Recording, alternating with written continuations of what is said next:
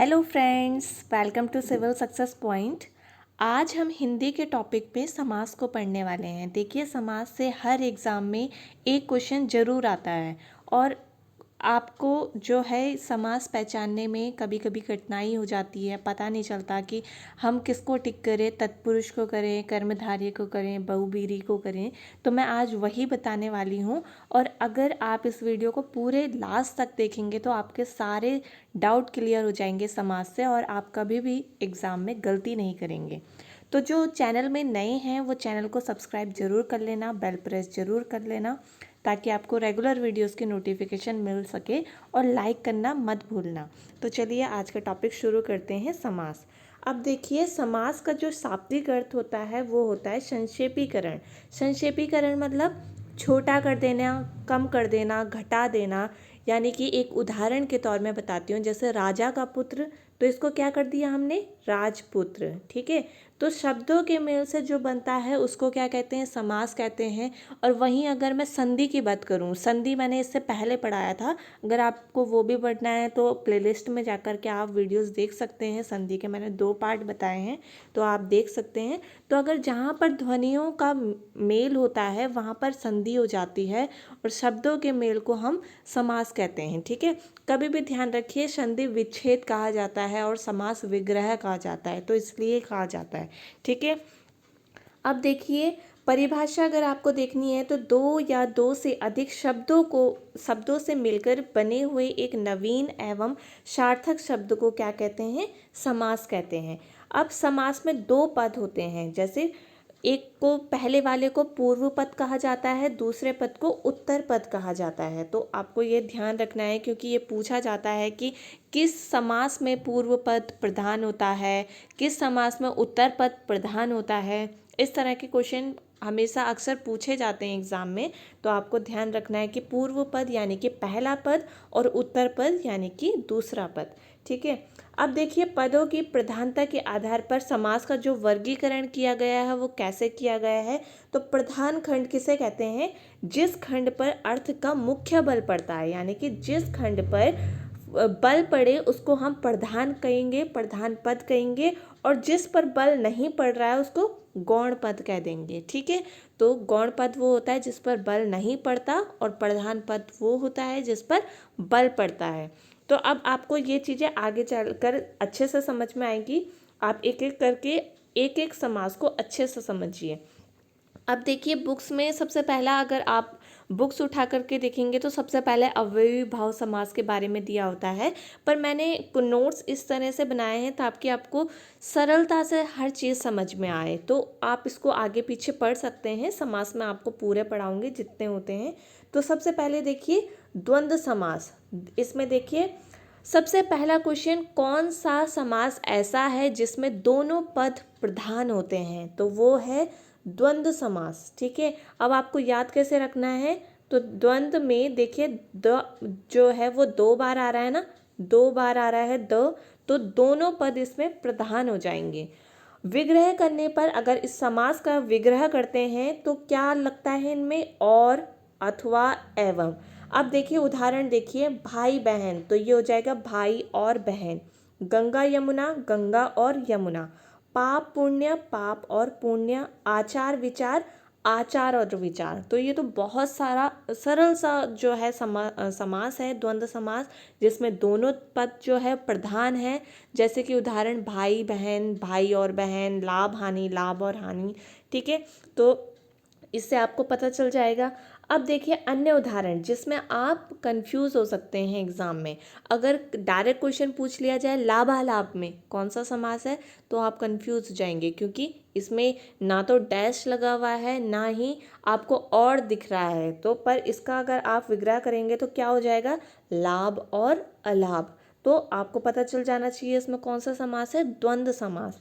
पापा पाप, अगर ऐसा आ जाए तो पाप और अपाप यानी कि द्वंद्व समास है। ठीक है, तो इस तरह से भी क्वेश्चन बनते हैं जिनमें थोड़ा सा कन्फ्यूजन क्रिएट होता है। बाकी अगर इस तरह से क्वेश्चन बन जाए तो वो आपको इजीली आपको पता चल जाएगा इसमें द्वंद्व समास है।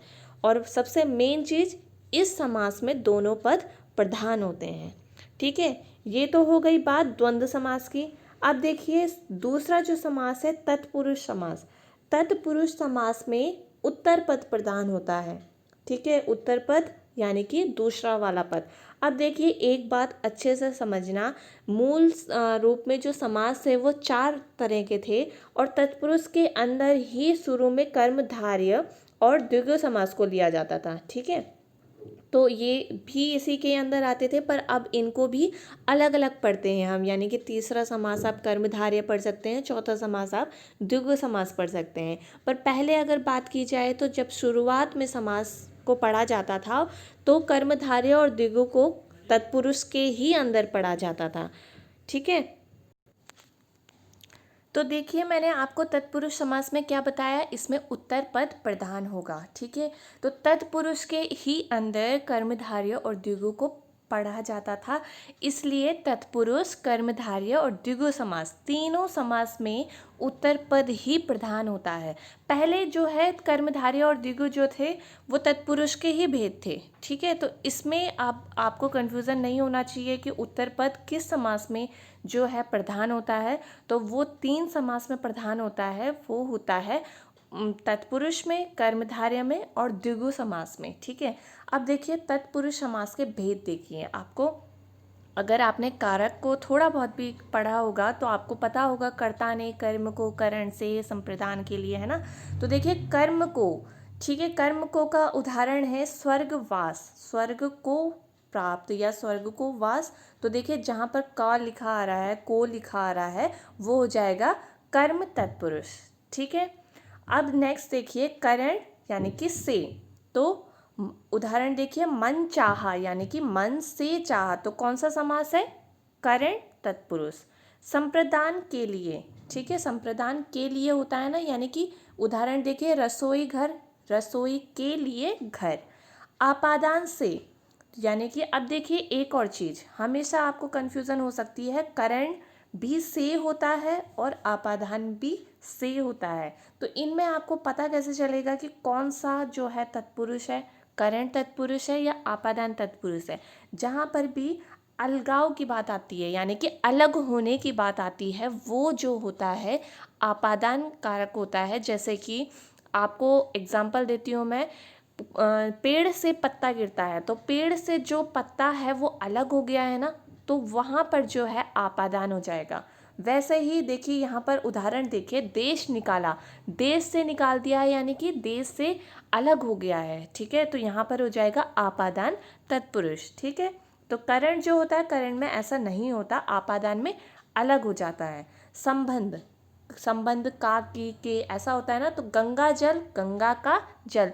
तो ये जो कारक हैं आपादान संबंध जो हैं, ये कारक के टॉपिक में डिटेल में पढ़ेंगे। अधिकरण पर या में, आप बीती यानी कि आप में बीती या आप पर बीती। तो ये तो हो गए तत्पुरुष समास के उदाहरण जो कि आपको आसानी से पता चल सकते हैं, ठीक है। नए तत्पुरुष, एक जो समास आता है तत्पुरुष के अंदर, उसमें आपको कन्फ्यूज़न हो सकता है, इस तरह से क्वेश्चन जो हैं बन जाते हैं। अब देखिए न के अर्थ में अ तथवा अन का प्रयोग होता है, जैसे असभ्य न सभ्य, अनंत न अंत, अभाव न भाव, असंभव न संभव, ठीक है। तो ये पूछा जाए ये कौन सा समास है, इसमें कौन सा समास है, जो इस तरह से उदाहरण दिए गए हैं, जैसे असभ्य, अनंत, ठीक है, अभाव, असंभव, तो इसमें भी कौन सा समास है, तत्पुरुष समास है, ठीक है।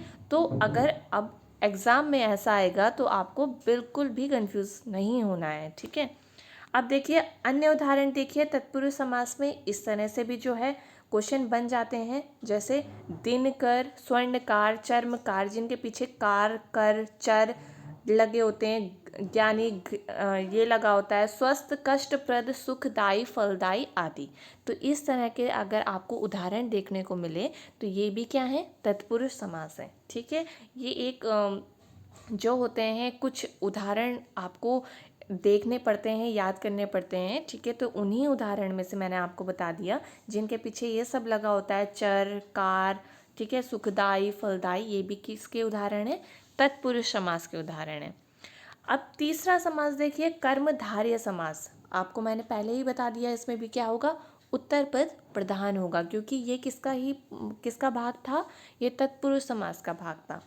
अब मेन चीज़ ये है कि क्वेश्चन पूछा जाता है कि कौन से समास में एक पद विशेषण होता है, यानी कि पहला पद विशेषण होता है और दूसरा पद विशेष्य होता है। ठीक है, विशेषण और विशेष्य तो आपको पता होंगे। विशेषण जो संज्ञा स्वरूप नाम की विशेषता बताता है। ठीक है, तो उदाहरण देखिए, नीलकंठ, नील जो है इसमें विशेषण है और नील जो कंठ है वो विशेष्य है। अब आप कहेंगे कि नीलकंठ में तो बहुब्रीहि समास भी है, क्योंकि नीलकंठ यानी कि नील है कंठ जिसका, किसकी इमेज बन रही है, महादेव की, भोलेनाथ की, शंकर की, है ना। तो देखिए, तो आप कहेंगे कि इसमें कौन सा समास है, कौन सा टिक करेंगे, कर्मधारय करेंगे, बहुब्रीहि करेंगे, बस यही तो कंपटीशन है, यही तो आपको पता होना चाहिए। ठीक है, तो देखिए अब ध्यान से समझिए, जो नीलकंठ है वो कंठ के नीले होने की विशेषता भी बता रहा है, तो ये कर्मधारय समास है और बहुब्रीहि भी है, क्योंकि नील है कंठ जिसका, कौन है, महादेव है। तो इसमें आप ये नहीं कह सकते कि इसमें कर्मधारय समास नहीं है, बहुब्रीहि है, बहुब्रीहि नहीं है, कर्मधारय है, इसमें दोनों समास है। पर ऑप्शन के हिसाब से आपका आंसर सही होना चाहिए। ठीक है, और अगर आपको दोनों ही ऑप्शन मिले, कर्मधारय और बहुब्रीहि, तो कौन सा टिक करोगे, तो आप टिक करोगे बहुब्रीहि को। क्यों, क्योंकि बहुब्रीहि जो है वो सर्वोच्च समास है, सबसे बड़ा समास वही है। तो जहाँ पर आपको कहीं पर भी कन्फ्यूज़न लगे कि कौन सा समास टिक करना है, वहाँ पर आपका आंसर बहुब्रीहि होगा। ठीक है, तो इस चीज़ को ही मैं आपको समझाना चाहती थी। तो यही जो है, इन्हीं में ही कन्फ्यूज़न होता है। पीताम्बर, पीत अंबर यानी कि पीले हैं वस्त्र जिसके, ठीक है, किसको कहा जाता है, किसके हैं, ठीक है, कृष्ण के लिए कहा जाता है, तो इसमें भी बहुब्रीहि समास है ना। और पीत यानी कि उसकी विशेषता बता रहा है, तो कर्मधारय समास भी है। महादेव, महान उसकी विशेषता है देव की, है ना, और विशेष्य इसमें देव है, तो महादेव, तो इसमें बहुब्रीहि समास भी है और कर्मधारय समास भी है। तो इसमें क्या हो गया, आपको पता होना चाहिए कि ऑप्शन के हिसाब से आपका आंसर कौन सा होना चाहिए। ठीक है, तो यही जो है, यही एक समझ है जो कि आपको समझनी है। फोर्थ जो है समास वो है द्विगु समास, इसमें भी उत्तर पद प्रधान होगा, पूर्व पद संख्यावाची विशेषण होगा। अब देखिए, बहुत सरल जो है ये समास है, आपको पता होगा। आपको कैसे पता चलना चाहिए कि इसमें जो है संख्यावाचक होना चाहिए पहला पद, तो देखिए एकु, दिगु, तिगु ऐसा बोला जाता है ना, यानी कि संख्या खुद ही संख्या है, दिगु मतलब दूसरा होता है ना। तो पंचवटी, शताब्दी, तिराया, चौमासा, नवग्रह, दोपहर, जिसके पहले पद में आपको संख्या दिख रही है, वो आंख बंद करके कौन सा समास है, द्विगु समास है। ठीक है, जैसे दश आनन, दश है आनन, है ना। तो पर फिर वही बात आ गई कि आप तो कहेंगे कि दशानन में बहुब्रीहि समास है, बहुब्रीहि भी है पर द्विगु समास भी है, ये आपको पता होना चाहिए।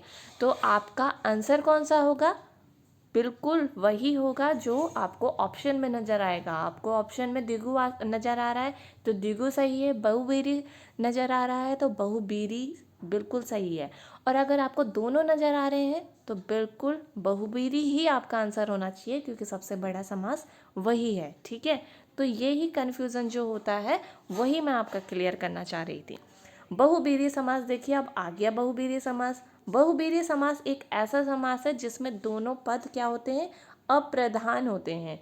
देखिए, द्वंद्व समास में बताया था मैंने, जिसमें दोनों पद प्रधान होते हैं, वही इसका उल्टा है बहुब्रीहि समास, जिसमें दोनों पद जो हो जाएंगे वो अप्रधान हो जाएंगे। ठीक है, और इसमें जो है तीसरा पद जो है वो प्रधान हो जाता है। जैसे कि उदाहरण नीलकंठ, मैंने नीलकंठ को आपको कर्मधारय में भी बताया था, बहुब्रीहि में भी बता रही हूँ। नीला है कंठ जिसका, अर्थात शिव। चंद्रमौली, चंद्र है सिर पर जिसके, किसके, अर्थात शंकर। चक्रपाणि, चक्र है पाणी में यानी कि हाथ में, जिसके, कौन, किसके हैं, अर्थात विष्णु। सुलोचना, सुंदर है लोचन जिसके, अर्थात नारी। ठीक है, तो ये तो बहुत ही आसान है बहुब्रीहि समास, जिसमें किसी भी थर्ड पर्सन को या थर्ड चीज़ को इंडिकेट कर रहा है, वो आपको समझ आ जाना चाहिए वो क्या है, बहुब्रीहि समास है। ठीक है, लास्ट जो समास है वो है अव्ययी भाव समास। इसमें जो है इसमें पहला पद प्रधान होता है, ठीक है, पहला पद अव्यय और पहला पद प्रधान होता है इसमें, ठीक है। तो आपको कैसे समझ में आएगा, कैसे पता चलेगा, तो पूर्व पद अव्यय यानी कि एक ही शब्द से जो इसके पहले शब्द में लगा होता है उससे कई शब्द बन जाते हैं। जैसे यथाशक्ति, यथा कर्म, यथा धर्म, तो यथा इसमें लगा है तो यथा से जो है बहुत से शब्द बन जाते हैं, जैसे यथाशक्ति, यथा कर्म, यथा धर्म, तो ये एक अव्यय है, उपसर्ग है, ठीक है। तो इससे आपको पता चल जाएगा कि ये क्या है, अव्ययी भाव समास है। प्रतिदिन, प्रति लगा हो, प्रतिदिन, प्रति वर्ष, प्रति माह, तो ये एक उपसर्ग है जो कि किसी शब्द के आगे लग रहा है, किसी पद के आगे लग रहा है, तो बहुत से जो है शब्द बन जा रहे हैं। तो उसी तरह ये एक अव्यय है जो कि किसी शब्द के आगे लग रहा है तो उसका अर्थ बदल जा रहा है, ठीक है। आमरण, आमरण, अनुरूप, ठीक है, ये भी जो है अब उपसर्ग है, इससे आप और भी शब्द बना सकते हैं। यथा कर्म, यथा कर्म, यथा धर्म, ठीक है, यथाशक्ति, भरपेट, भरपेट, भरपूर, इनसे और भी शब्द बन जाएंगे। तो ये क्या है, जिसके पहले पद में अव्यय उपसर्ग आपको नजर आ रहा है वो है अव्ययी भाव समास। अब कुछ उदाहरण जो कि आप कन्फ्यूज़न हो सकता है, जिसमें आपको पेपर में कभी कभी, बार बार, धीरे धीरे, घर घर, साफ साफ आदि, ये जो उदाहरण है वो अव्ययी भाव समास के हैं। इसमें द्वंद्व समास मत कर देना, ये सब देख करके, डैश देख करके द्वंद्व समास मत कर देना, क्योंकि घर घर का अर्थ होता है घर के बाद घर, ठीक है। इसी तरह से ये जो उदाहरण है वो अव्ययी भाव समास के हैं।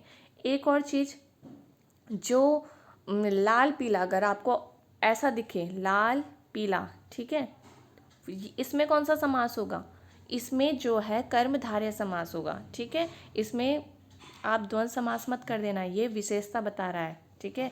लाल पीला करके, लाल और पीला ये करके द्वंद्व समास नहीं करना है, तो इसलिए मैंने आपको पहले ही बता दिया, द्वंद्व समास करके आओगे गलत हो जाएगा, कर्मधारय करके आना, ठीक है। तो ये थे जो है आपको कन्फ्यूज़न जिनमें होता है, मैंने आपको सारा कुछ बता दिया है। अब इसको आपको क्या करना है, अच्छे से समझना है, अच्छे से रिवाइज करना है। एमसीक्यूज़ जितने भी होंगे उनको आपको खुद बना सकते हैं, कोई एमसीक्यूज़ की बुक होगी उनमें से आप इनको सॉल्व कर सकते हैं। तो इसको अच्छे से समझना। अब नेक्स्ट टॉपिक में मिलेंगे, तब तक अपना ध्यान रखिए, बाय बाय, टेक केयर।